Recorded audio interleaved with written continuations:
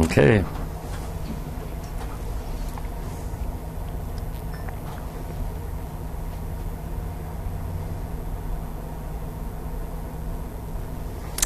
I'm Jim Sharp, and this is October 27th, 2003. We're at the Riley County Courthouse Annex here on North 4th Street, and I'm with Larry Marcellus, a veteran of World War II, who's agreed to be interviewed, and also Diane Gade, who's here to operate the camera. Also here's Brandon Engel with the Free Press.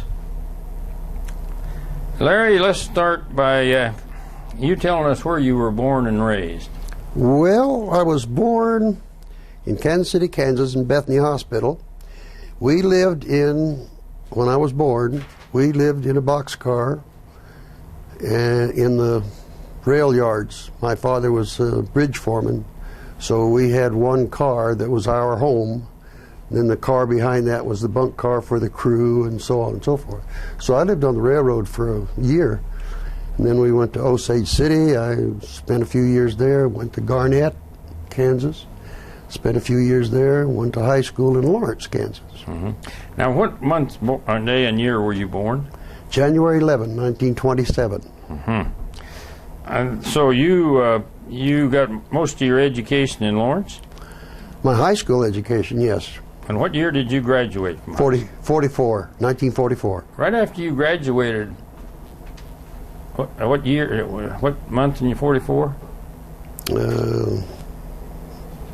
In May, probably. Yeah, May, yeah. So you were on December 7th, 1941. I was in high school. What did you think about December 7th? I didn't know where Pearl Harbor was. I didn't even know Pearl Harbor. So it really didn't mean anything, except that the Japanese had attacked one of our ports, and I had no idea where Pearl Harbor was. Do you have any idea what impact that might have on your life? I had no idea at the time. So you graduated from high school and in 46? 44. 44. And what happened next? Oh, I worked downtown for a little while, and then just before my 18th birthday, I joined the Navy. I didn't want to get drafted. I wanted to go in on my own, so I joined the Navy.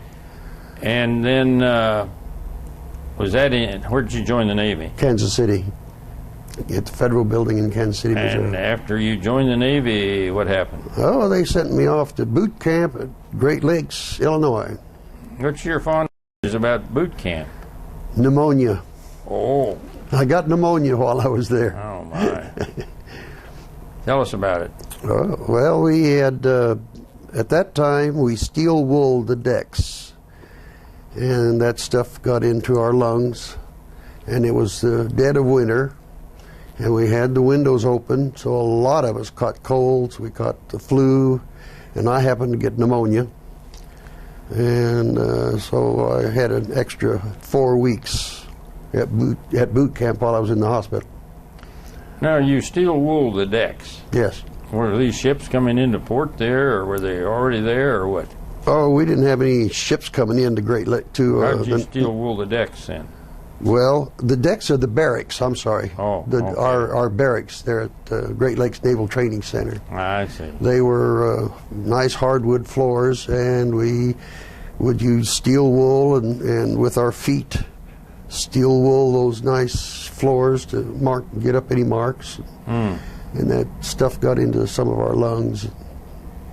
What was your first recollections of boot camp? What did you think of it? Oh, I thought it was great. Did you really? Yeah.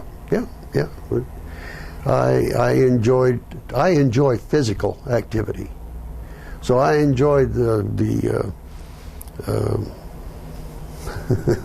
PT? Yeah, okay, PT, and the marching, and of course in the Navy we sang while we marched, a lot of us, and so we had a rhythm, not this chunk chunk chunk chunk chunk. Lead us through a typical day. What time did it start?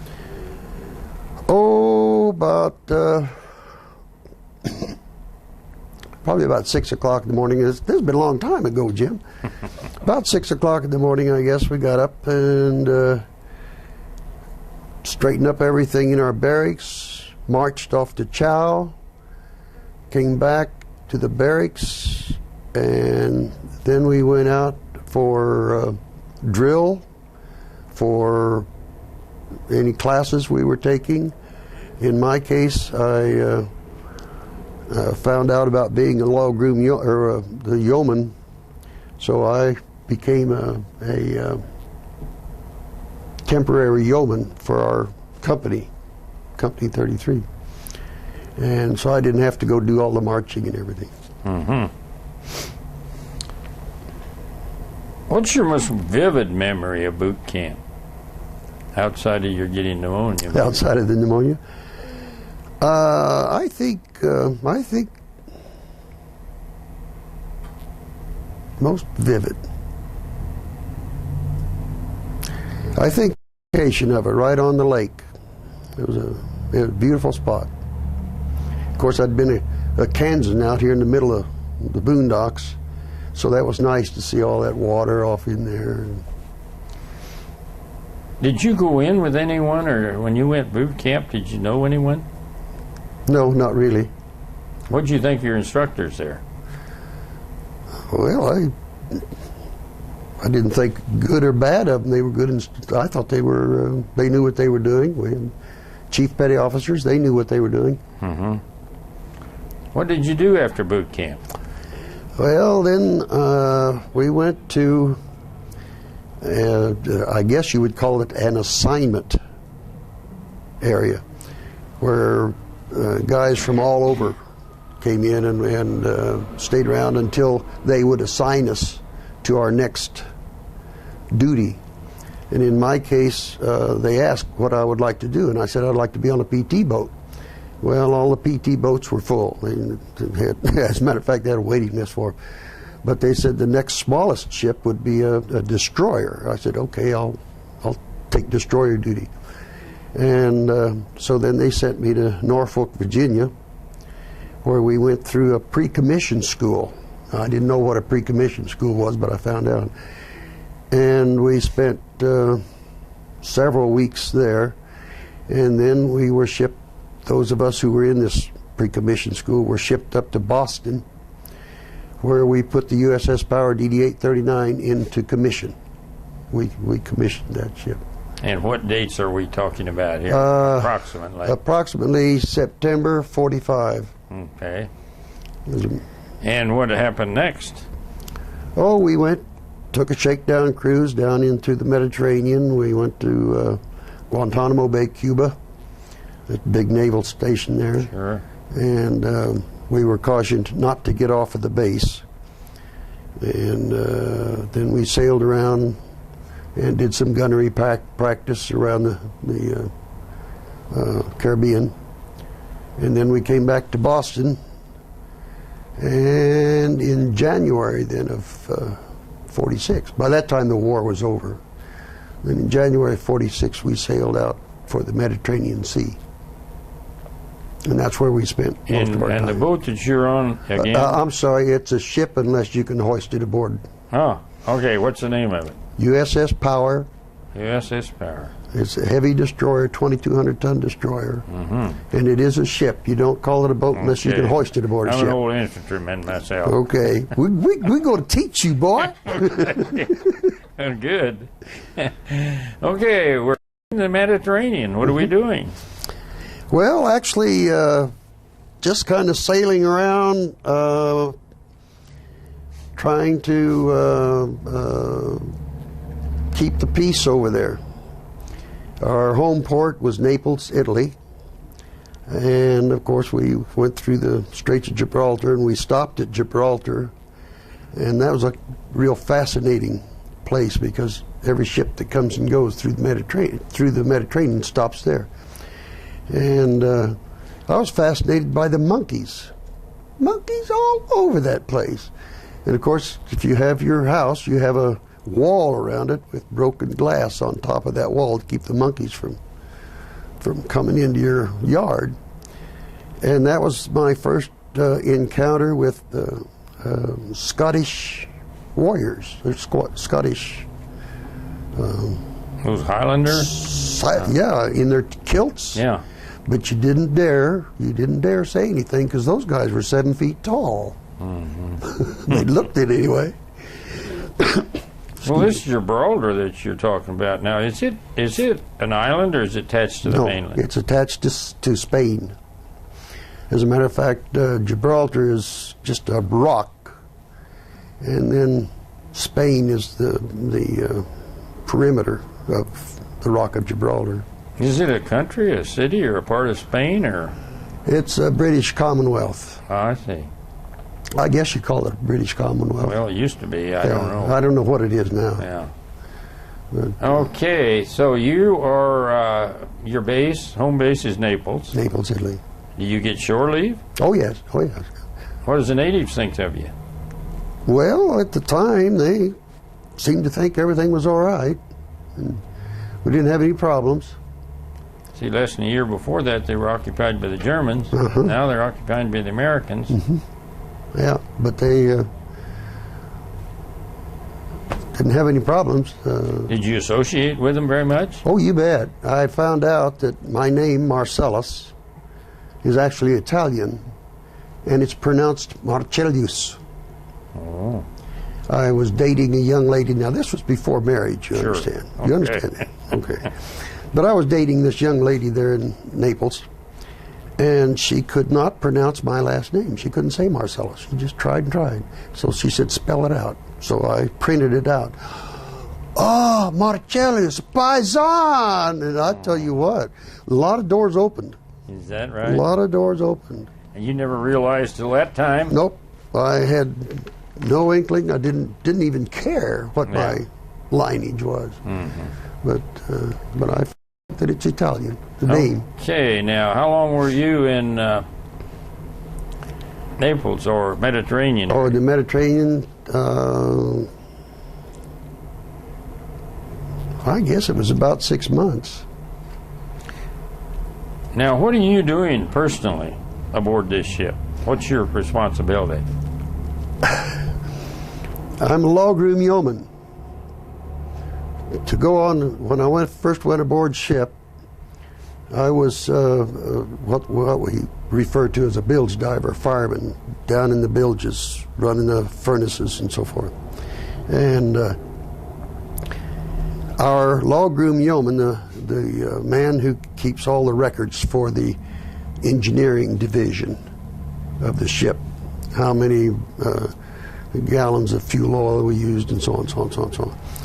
He was transferred. If you remember, we had the point system for discharge, and he was a second-class yeoman. He had enough points to be transferred.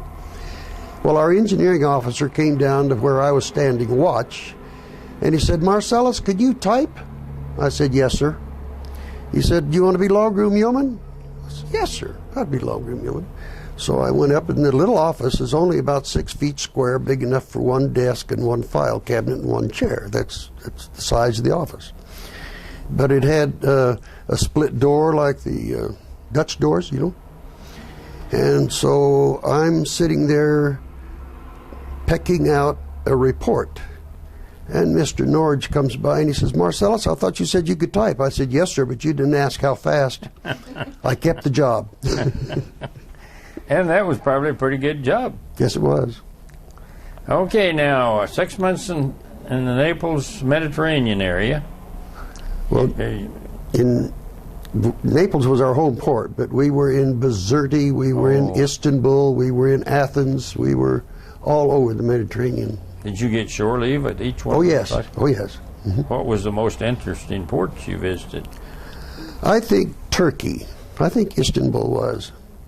I felt that those were the most honest people that I'd come across. And they had a lot of, you walk down the street, there were a lot of American products in their windows, which is unusual for some of the other ports I visited. Now, are most of those people Arabs or Muslims? Yes. But they not necessarily Muslims, but yes, Arabs. They were friendly. Oh yeah, yeah, very friendly. Even one of the most friendly cities was Trieste. Oh, yeah. Yeah, think about it. We can't go there. Omar Gaddafi's there. But that was the most friendly city. And I really enjoyed our visit to Trieste. But we can't go there anymore. Yeah. So, you visited quite a number of ports around here. Then, after your service, what else do you want to tell us about the Mediterranean experience? Oh, nothing in particular. We just visited an awful lot of ports there. Then, where did you go from there? Then we came back to the States and back to Boston, which was our home port here. And a bunch of us got discharged. When were you discharged? Month and year? Oh, it was in August or September 46. So you were in almost 30 months or thereabouts? No, more like 18 months. Oh, is that right? Yeah. So you get discharged in Boston or where? St. Louis. What happens next? Oh, came home, went to school, to University of Kansas, and married a girl I went to high school with. I didn't know her in high school, or that is, we didn't socialize in high school. We knew each other. Everybody knew each other in high school. But we developed a romance after. So then you entered college at Lawrence in journalism? No, I was in business, and my wife, who was Delia Reed, is now Delia Marcellus. She got her degree in zoology, and I swear she married me as a specimen. We should have brought her up here to have her explain all this. Okay, you graduated in business, and when?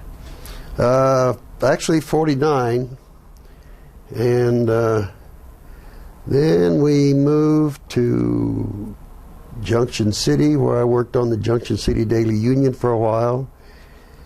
And then at the age of 24, I bought my first weekly newspaper in Leonardville, which is just a little town 25 miles up the road here. And then I was in the newspaper business for... So what was the name of that paper in Leonardville? Well, it started out as the Leonardville Monitor. And then later I bought the Riley Regent, which was a neighboring town. And then when the Tuttle Creek Dam was built, I bought the Randolph Enterprise, which was a nice little newspaper. And then I combined all three of them and called it the Riley Countian. Oh, yeah. So it... So from the time you entered the newspaper business there in Leonardville till the time you combined the three, how many years was that? Oh, I spent 13 years there, but when did we combine all three of them? In the 50s sometime. Then how long were you with the Riley Countian, or how long did you own it, and what happened to it? Oh, I sold it in 1964. Went to McPherson and bought a weekly newspaper in McPherson and lost my shirt. So I finally just locked the front door and walked away from it. And no, I didn't take bankruptcy. I paid off all debts, but which was a good thing. And so I went to work for McPherson College then as director of publicity and promotion. And then an opening came up here at K-State, Kansas State University. And so I came up to K-State and was there for about 3 years, I guess. And then I bought a print shop down on Points Avenue. Now, what was your job at K-State? Well, it was publicity and promotion for the Endowment Association, which is now called the Foundation. But it was so the name of your business here on Points was what? Artcraft Printers. Artcraft Printers. And where was that located? 222 Points. So you got displaced with them all. Well, I had sold it just before them all came in, but yes. Uh-huh. Yeah, as a matter of fact, see, a fellow walked in one day and he looked around. We had been doing business back and forth, this fellow named McManus. And he came in one day and he says, "What do you take for this place?" So I just kind of reached up in the air and grabbed a number and said, "That much." He said, "I'd like to buy it." I said, "Okay, it's all paid for and everything. I'll finance it for you." Okay. So for 10 years, every month, he made a payment. And you know, when that last payment came in, I cried. That was the last one. Oh. So once you sold your business, what year was that? 1980. What did you do then? Oh, I sold insurance for a couple of years. And then the Votech school out here needed an instructor. And my family, all the members of my family said, "Dad, you've enjoyed training printers for years. Why don't you go see about that?" So I went out and I became a printing instructor at the Votech school for the next 9 years. Then I retired. Now, of all these jobs you've had, and you've had a variety of them, which ones have you enjoyed the most? Actually, all of them. But the one I enjoyed most, I think, was Leonardville. Running a little newspaper in Leonardville. There's not too many of those around anymore, are there? No. When we first went into Leonardville, there were 305 newspapers in the state of Kansas. Today, I think there are 105. Well, it's like when we took the 3 little newspapers from Riley County and put them into one, individually, they were losing money. So we couldn't afford to keep them. Now, we've got a variety of questions here I want to cover. Some of them I should have covered before now because they're going to be jumping around a little bit. But you've answered this, and where did you travel while in service? And you traveled all over the Mediterranean. Yeah. And during this particular time, did you get leave in this time that you were in 18 months? I think you said. Oh yeah, I got leave right after boot camp, and I got leave. I had a 7-day leave just before going into pre-commissioned school at Norfolk, Virginia. And then I got to leave when we came home from the Mediterranean. Okay. Now, was there any of these jobs that were, military jobs, were particularly stressful, or pressure, or danger? Or? No, I didn't think so. Okay. Now, I want to get into how you met Delia. You told us a little bit about that. You were both in college at we were KU. We were both in high school. Oh, in high. And when I came home from service, of course, she was a year behind me in high school, so she went on to college. She went on to the university.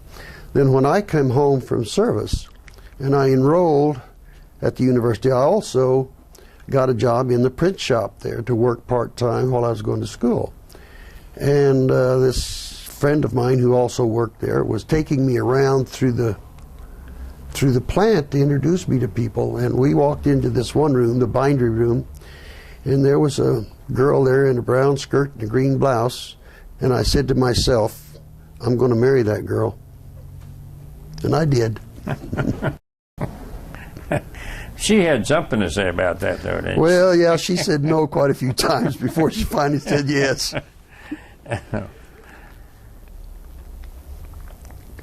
So I want to ask you one other question about your service time, Sure. Maybe a couple more. How did you feel about the time that you spent in service? I wouldn't take $1 million for it, but I wouldn't give you a nickel to do it again. It was exciting. Fortunately, I wasn't in any battle. The only dangerous time was when we were doing maneuvers, and my job during maneuvers, during battle stations, was the 36-inch searchlight right on the middle of the ship. And one night we were at GQ, And I secured my station to go get a jacket because I was getting pretty cold. And so I secured the station, was going down the deck, and just as I was going down the deck, a 5-inch gun was aimed in this direction, and the concussion knocked me on my seat, and consequently I have a broken tailbone. But that wasn't a battle scar, so there's no Purple Heart for that. Yeah. And the only other time, Jim, that got a little scary was when we were going through Cape Hatteras. Now that's the graveyard of the Atlantic. We were going through Cape Hatteras. We were doing, believe it or not, 51-degree rolls, sideways this way. And I had to go out on deck to go to the next hatch down, and a wave caught me. And I was going right down that deck, lickety-split. It's a good thing we had a lifeline, because I hung onto that lifeline until the ship went back the other way, and I could get up and get going. But that was scary. You were soaking wet when you got... You bet. And let me tell you something about salt water when it dries. Ah. Ooh, it itches. Salt water clothes soak itch. So how did your military experience influence your thinking about war or the military in general? I'm proud to have served. I would have served again if called.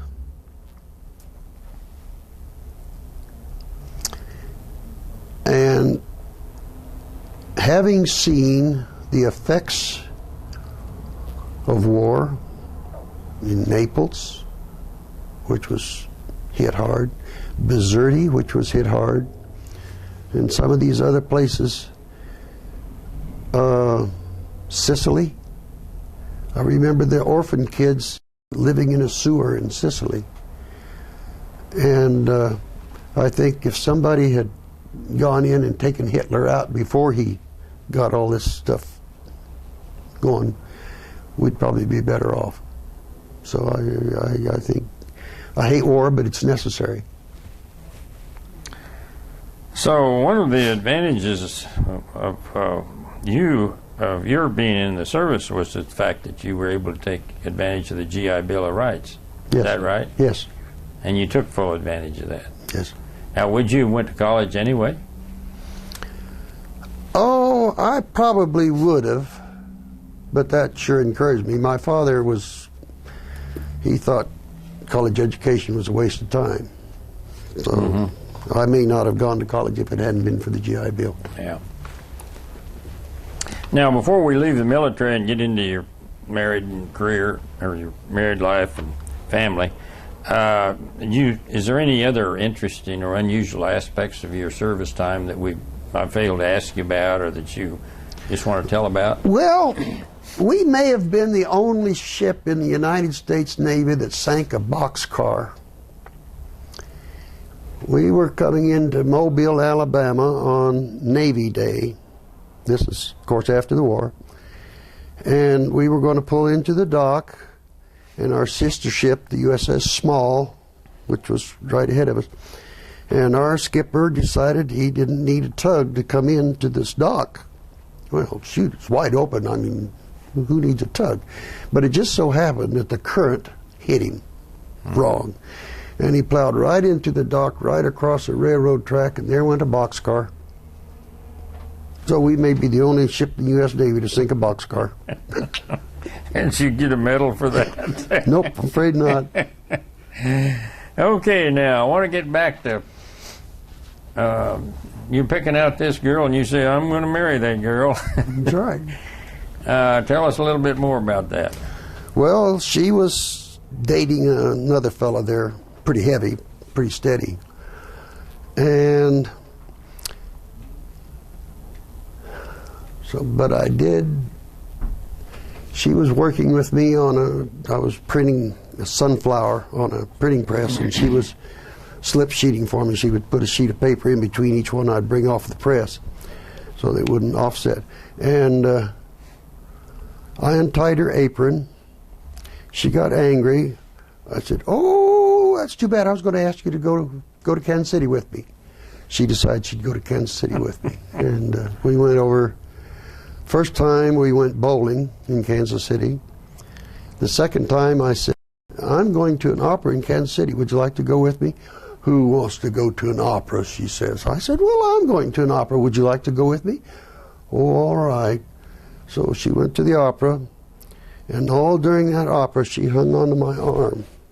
That was the first opera she'd been to, and it was a good one, where her Cavaliere Rusticano was the opera. And she hung onto that arm, and every chance we get now, we go to an opera. Wonderful. And that's been 54 years. So you were married month, day, and year? April 29, 1949. Where? Danforth Chapel, University of Kansas. You were both still in school? Yeah. She was about to graduate. Okay. Then, have you told us where you first went after you got out of college? Well, I went to Junction City, worked on the Junction City Daily Union. You told us about that. And then I went up to Leonardville, Yeah. bought the little Okay. paper there. Now I want to talk more about your kids, children. Okay. Tell us about your family. The oldest daughter is Laura, who is 52, I think. Maybe she's 53. Then the next child is Marie Burgett, who lives here in Manhattan, and she's, by George, she just turned 52. And then our son, Dwayne, who also lives here in Manhattan, is 51, I guess. So we had him bing, bing, bing. Now tell me, how many grandchildren you have? One grandchild. grandchild. Tell me a little bit about, I know Delia's worked at different places. Tell me about where she's worked. Well, the last 25 years of her working life, she worked here on the Manhattan Mercury. She was an advertising sales ad executive, pardon me. Yeah. Got to use the correct terminology here. But she was an ad salesman for 25 years for the Manhattan Mercury. Before that, she, well, when we were in McPherson, she worked for a company that built automobile frame straightening equipment called Kansas Jack. But before that, she worked with me on the little weekly newspapers.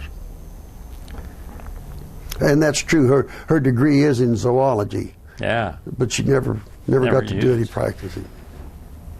Not unusual, I guess. Yeah. What other things would you like to talk about that I haven't asked? Well, we pretty well covered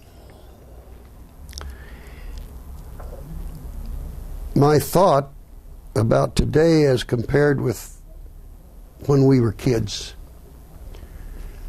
is that back then, I don't think our legislature thought we were so stupid, so they didn't have to make all these laws of you must do this, you must do that, you must do that.